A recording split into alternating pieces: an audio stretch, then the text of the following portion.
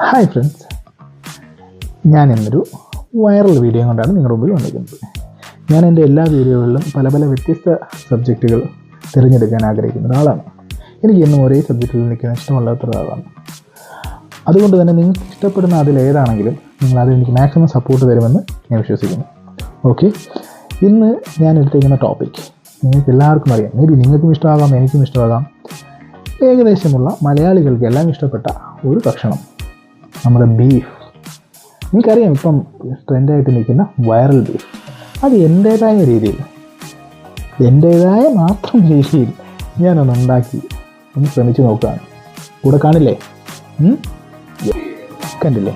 നമ്മൾ ഫേസ്ബുക്കിലും ഇൻസ്റ്റയിലും അതുപോലെ തന്നെ യൂട്യൂബിലൊക്കെ ഒരുപാട് കണ്ടിട്ടുള്ളതും ഒരുപാട് ആൾക്കാർ ചെയ്തു വെച്ചതുമായ, ഇനി ഒരുപാട് ആൾക്കാർ ചെയ്യാൻ ആഗ്രഹിക്കുന്നതുമായ ഒരു ചെറിയ വൈറൽ ബീഫ് കറി എൻ്റേതായ രീതിയിൽ. ഇതിനാവശ്യമായത് ചെറിയുള്ളി, ക്രഷ്ഡ് ചില്ലി, ആവശ്യത്തിന് ഉപ്പ്, പിന്നെ നമ്മുടെ സ്വന്തം ബീഫ്. ഓക്കെ, ഇനി ഇത് എങ്ങനെയാണ് ഉണ്ടാക്കുന്നതെന്ന് ഞാൻ നിങ്ങൾക്ക് കാണിച്ചു തരാം. ആദ്യം നന്നായിട്ട് കഴുകിയ കുറച്ച് ചെറിയുള്ളി എടുത്ത് വെളിച്ചെണ്ണയിൽ നന്നായിട്ട് വഴറ്റിയെടുക്കുക. ആവശ്യത്തിന് കറിവേപ്പില ഇടുക. എന്നിട്ട് നല്ലൊരു കുക്കറിനകത്ത് എടുത്ത് നന്നായിട്ട് വഴറ്റി വെക്കുക. ഓക്കെ, എന്നിട്ട് നല്ല ബീഫ് നല്ല ചെറുതായിട്ട് അരിഞ്ഞ് കഴുകി ഇത് വൃത്തിയാക്കിയിട്ട് നല്ല വെള്ളമൊക്കെ കളഞ്ഞെടുത്ത് വെച്ചേക്കുക. എന്നിട്ട് ആവശ്യത്തിന് കറിവേപ്പിലയൊക്കെ നല്ല കഴുകി വൃത്തിയാക്കി എടുത്തിട്ട് അത് നമ്മുടെ ഈ പറയുന്ന ഉള്ളിയിലേക്ക്, അതായത് നമ്മുടെ ചെറിയുള്ളിയിലേക്ക് ആവശ്യത്തിന് ഉപ്പ് ചേർത്ത് കൊടുക്കുക.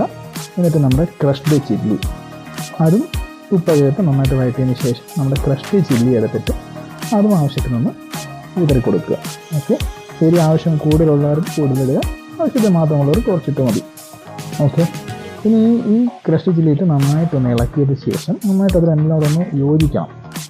ഇത് യോജിച്ചതിന് ശേഷം നമ്മുടെ ബീഫ് കഴുകി വൃത്തിയാക്കി വെച്ച ബീഫ് എടുത്ത് അതിനകത്തിട്ടിട്ട് നന്നായിട്ട് ഇളക്കി നല്ല രീതിയിൽ അടിക്ക് പിടിക്കാത്ത രീതിയിൽ ഇളക്കി നല്ല രീതിയിലൊന്ന് യോജിപ്പിച്ചെടുക്കുക.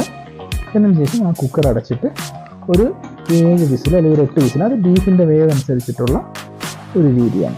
7 വിസിൽ അല്ലെങ്കിൽ ഒരു 8 വിസിലോ 6 വിസിലോ, അത് ആവശ്യത്തിന് ഓരോരോ വേവ് അനുസരിച്ച് വേവിച്ചെടുക്കുക. എന്നിട്ട് അതിനെ വേറൊരു പാത്രത്തിലേക്ക് മാറ്റിയിട്ട് നല്ല രീതിയിൽ അതൊന്ന് കുറുകി വരുന്നിടം വരെ വറ്റിച്ച്, അതായത് നമ്മൾ നല്ല രീതിയിൽ ഇളക്കി വറ്റിച്ചെടുക്കുക. നന്നായിട്ടൊരു അധിക സമയം എടുക്കില്ല അതങ്ങനെ വറ്റി വരാനായിട്ട്.